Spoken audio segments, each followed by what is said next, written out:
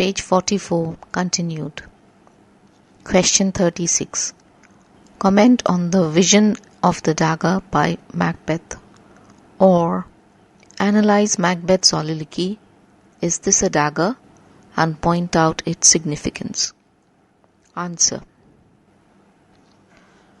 In Act 2, Scene 1, just before the murder of Duncan, Macbeth sees a dagger floating in the air and pointing to Duncan's chamber. He tries to catch it, but does not succeed. He calls the vision fatal because it is symbolic of murder. It is strange that the dagger cannot be felt or touched, though it can be seen. Macbeth has his doubts about the dagger. Is it a creation of the mind, a figment of his heated, overworked brain? In form it is concrete and tangible. The dagger floats before him, pointing to Duncan's chamber. He can see it, but cannot grasp it. Macbeth is puzzled. He thinks that either his eyes are wrong and the other sense is correct. The vision is an illusion, or his eyes alone can perceive. The rest have gone wrong. The vision becomes more concrete, more vivid. Drops of blood appear on the hilt. The vision vanishes. Now he is convinced that it is a hallucination, a figment of his heated imagination. Macbeth is excited at the thought of murder. It is now night. Over half the world, nature is asleep, and wicked dreams disturb the sleep in his curtained bed. Witches are offering sacrifices to Hecate, their goddess. The withered murderer is roused to do his wicked deeds by the howling of the wolf. The howl of the wolf is like the voice of the watchman. Macbeth says that he proceeds with stealthy footsteps to carry out his plan of murder, as Tarquin went silently to violate Lucrece. Dover Wilson, following the Clarendon editors, holds the opinion that the dagger is real. He says, quote, "Macbeth is to wait for the bell, and to wait is to sit. As he sits, he sees something before him on the table. The audience sees from the first that it is, quote, a dagger of the mind, unquote. But this only dawns upon Macbeth gradually. At 1.34, he fails to clutch it. At lines 34, he fails to clutch it, after it seems to him to rise into the air and move towards the door. At lines 46, it begins to drop blood. He then frees himself from the vision, but he is even more settled. Line 7, Act 1, Scene 7, line 79, and moves forward involuntarily, absorbed into the midnight world of secrecy, darkness, and wickedness, unquote. It is, however, pointed out that the scene is in the courtyard, where a table is unlikely. It is also not likely that Macbeth would be sitting at such a moment. The suggestion of a hallucination is too emphatic for the dagger to be looked upon as real. Curry, Curry, suggests that the dagger is, quote, a hallucination caused immediately, indeed, by disturbed bodily humours and spirits, but ultimately by demonic powers, unquote. This is from Shakespeare's Philosophical Patterns, page 84. Macbeth begins his address to the dagger with a question and concludes that it is a hallucination.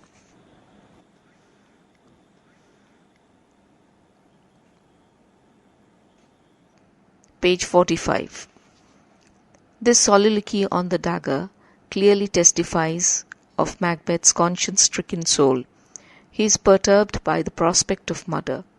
Grierson makes this pertinent remark, quote, "Macbeth's moral agitation is clearly evinced in this scene.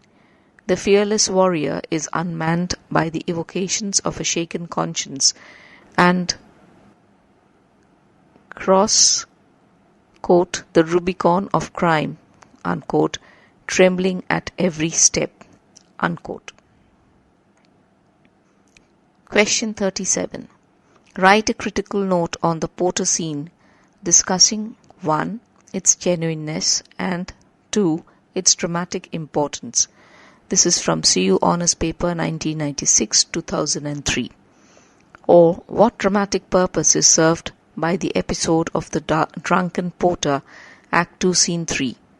This is from CU Honours Paper 1996-2000. Answer.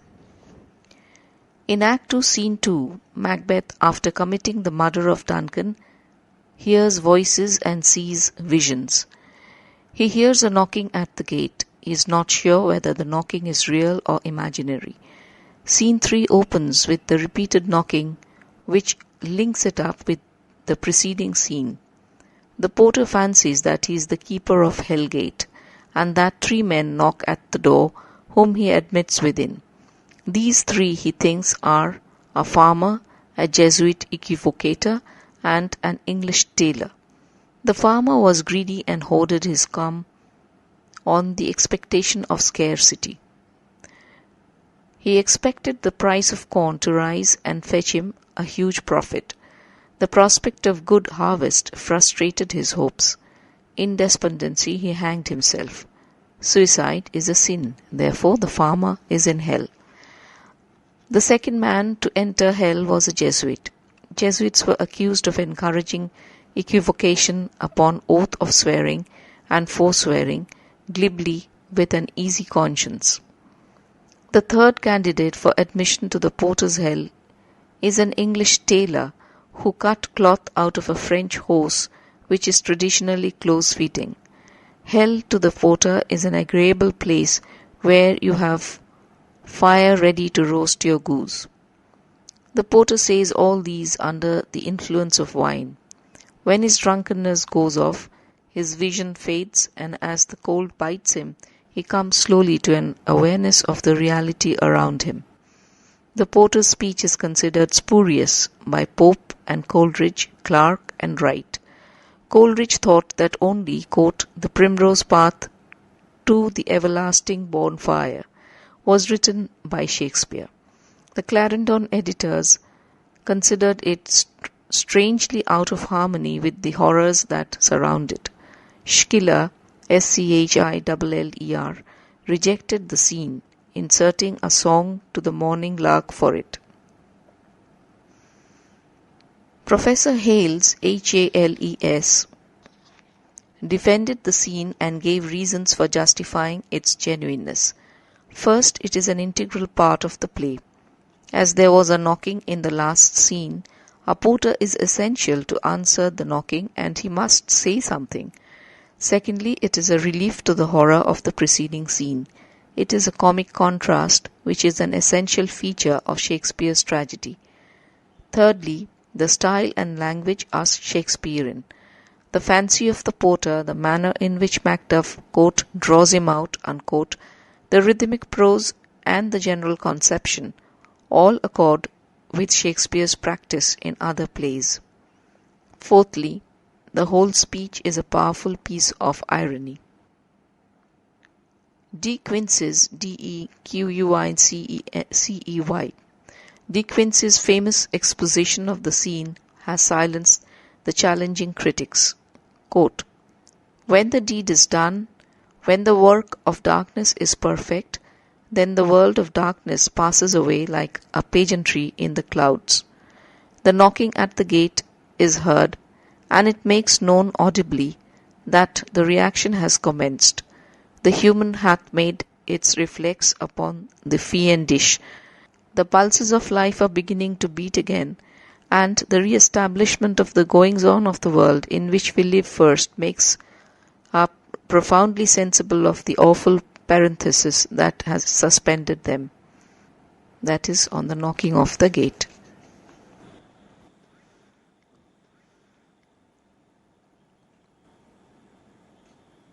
Page 46. Capel, Capell, justifies the importance of the scene from the dramatic standpoint. Quote, without this scene, Macbeth's dress cannot be shifted, nor his hands washed. To give a rational space for the discharge of these actions was the scene thought of." Unquote. There is indeed no doubt about the authenticity of the scene. Dramatically as well as artistically, it is thoroughly in order. It relieves the tragic tension. It suggests the irony. The porter is a porter of Hellgate, Macbeth's castle being a very hell. It emphasizes the horror by the grimness of its contrast. Moreover, it gives Macbeth time to wash his hands and put on the nightgown, and covers the gap between the crime and its discovery. Dr. Sengupta throws new light on the scene. Quote, "Porter turns Macbeth's ghostly world into a phantom. There is hell inside the castle he is devil portering. Hell grim, loathsome, suffocating. Ellipsis. Thieves and equivocators and all others who may be admitted here form a fantastic procession walking along the primrose path to everlasting hellfire. But hellfire loses all its terror when we are told that it is only falling bonfire where you may, quote, roast your goose." Unquote. Macbeth's life is a prolonged nightmare in which he is haunted by vision of ghosts, of imaginary daggers, and of multitudinous seas that will be incarnadined by a few spots of blood on his hand. The nightmare is real for him. It envelops his being. The porter sees visions in his own way of Beelzebub, the devil, and hell. But as he is not guilty like Macbeth, he looks upon hell and its denizens with the aloofness of a comedian. In the porter's imagination, Macbeth's world is reborn, but with its stifling horrors taken off. Hell has become comical because its terrors are non-existent. Unquote. Dr. Bradley does not consider the porter's speech as an adequate relief to the tragic tension because the speech is short. But Dr. Sengupta thinks that, quote, "it serves its dramatic purpose because it gives us a parody of what constitutes Macbeth's tragedy.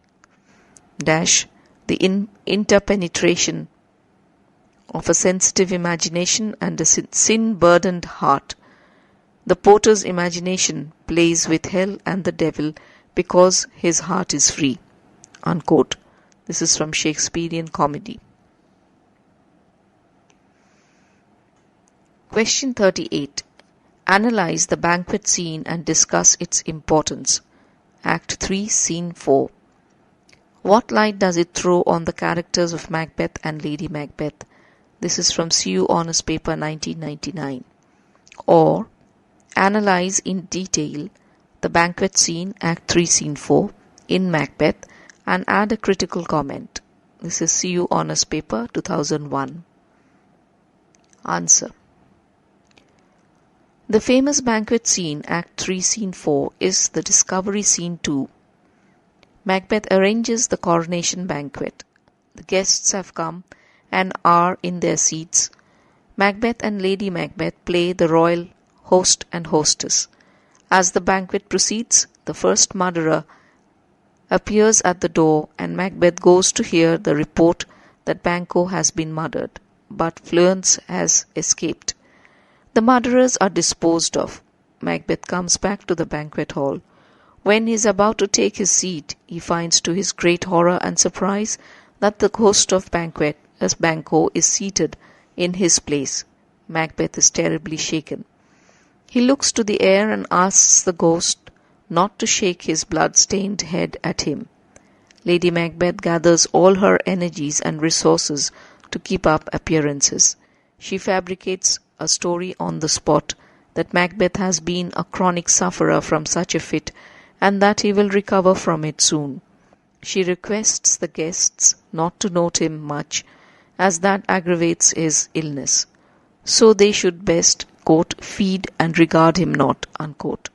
She reproaches Macbeth for behaving in a cowardly manner. Macbeth replies loudly and excitedly, he will call a brave man who can see the sight fit to frighten the devil. Lady Macbeth dismisses it as nonsense and ascribes it to his fear, which imagined the air-drawn dagger. The gusts of passion that make him tremble are due to imaginary fears. They are fit subjects for a winter's tale told by a woman. Macbeth asks the lady to look at the chair.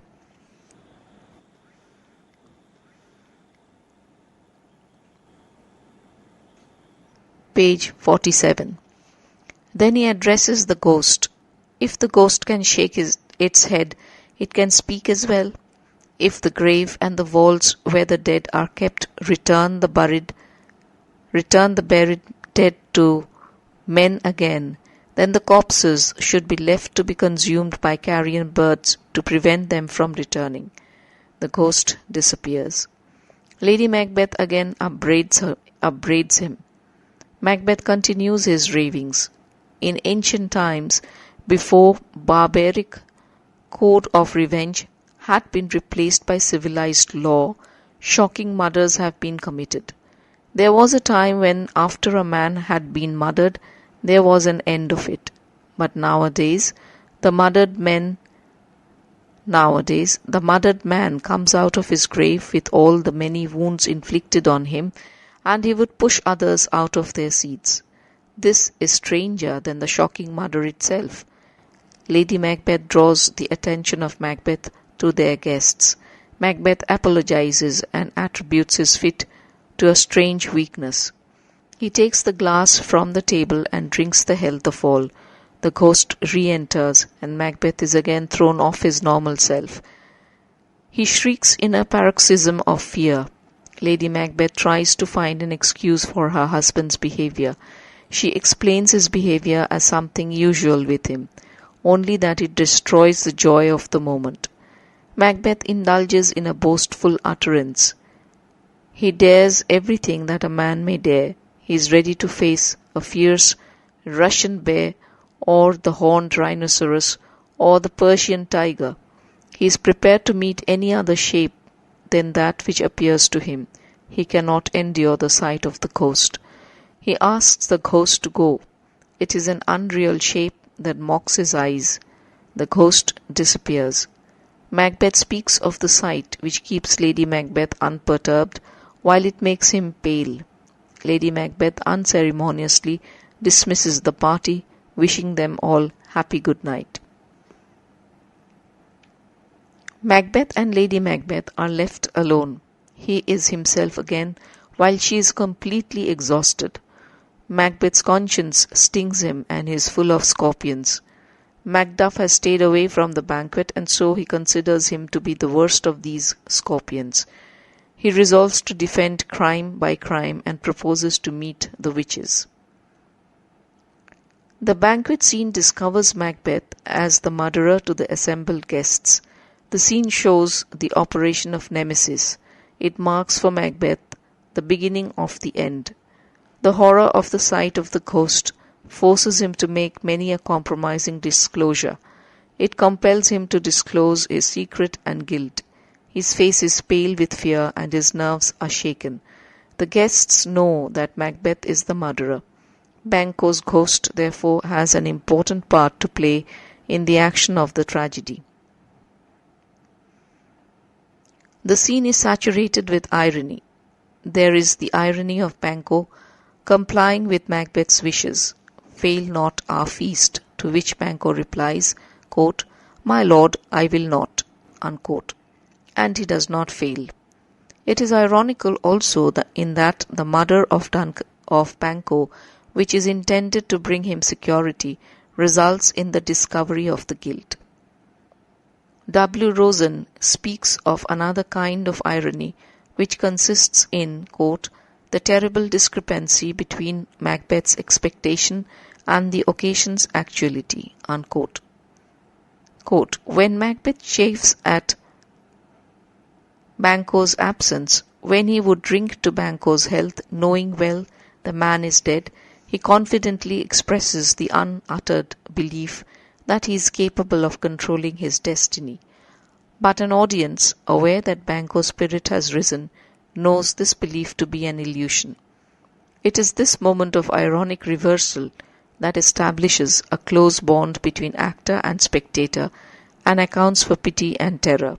For Macbeth's situation is typical tragic human destiny. As the moment of this supreme confidence, at the moment of his supreme confidence, we see the precariousness of the human condition. Unquote. This is from Shakespeare and The Craft of Tragedy, pages 88-89. The ghost symbolizes the nemesis grim that overtakes Macbeth.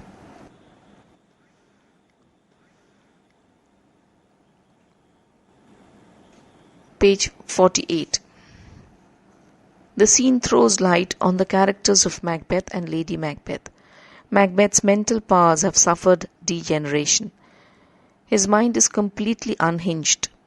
Conscience speaks to him through the terrible vision of the ghost.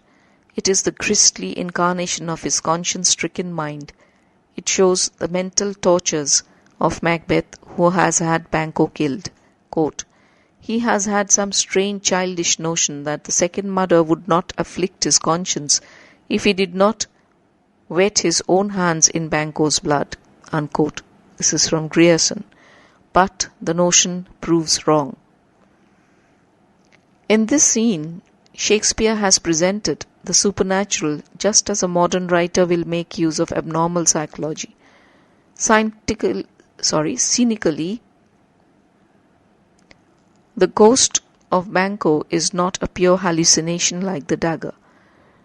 The reality of air-drawn dagger is questioned by him. According to Foreman's account and stage directions of the folio, the ghost was visible to the audience. This establishes the objectivity of the ghost, yet its psychological aspect cannot be ignored. Shakespeare took ghosts as he took witches from popular superstition and psychologized them, so far as the condition of his stage allowed. Unquote. The ghost is indeed real, but, quote, of all Shakespeare's ghosts, it is the most ghostly. Unquote. This is Grierson. In this scene, the attention is focused on the psychological aspect of the plot, on Macbeth's nervous tension and mental tortures, and the Lord's growing suspicion of his innocence. Quote, Macbeth has now reached the highest point of all his greatness, only to be pursued and tortured by the nemesis of his own imagination. Unquote. This is Cunningham. Moreover, the ghost scene builds up the tragedy's atmosphere of gloom and horror. Question 39. Give a short account of the sleepwalking scene and discuss its importance with reference to Macbeth. Answer. The famous sleepwalking scene is a, quote, stroke of creative imagination, unquote.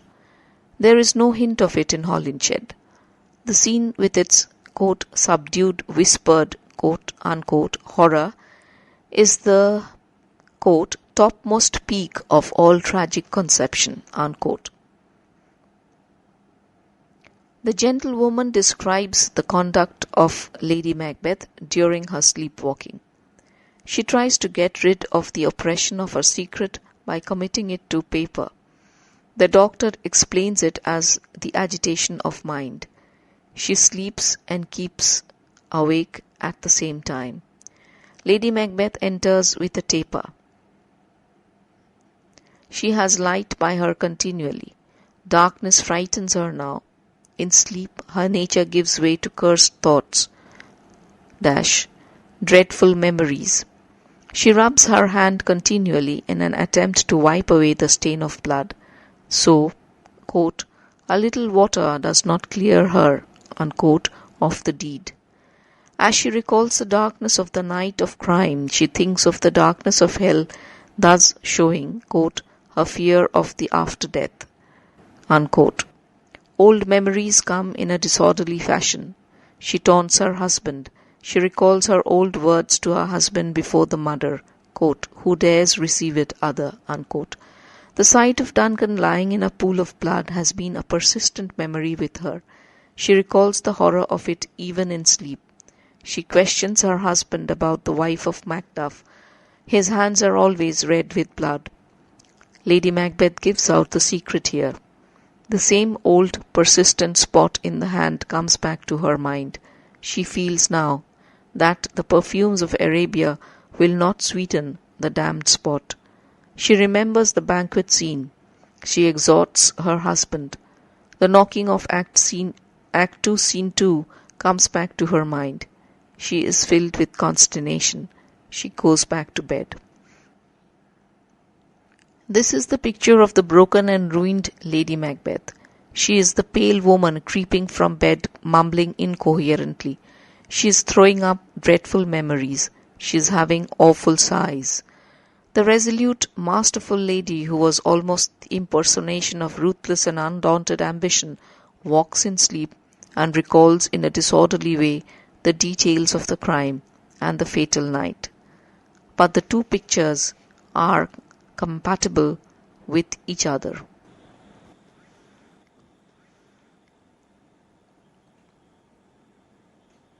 Page 49. The earlier scenes give many indications of this development of the lady.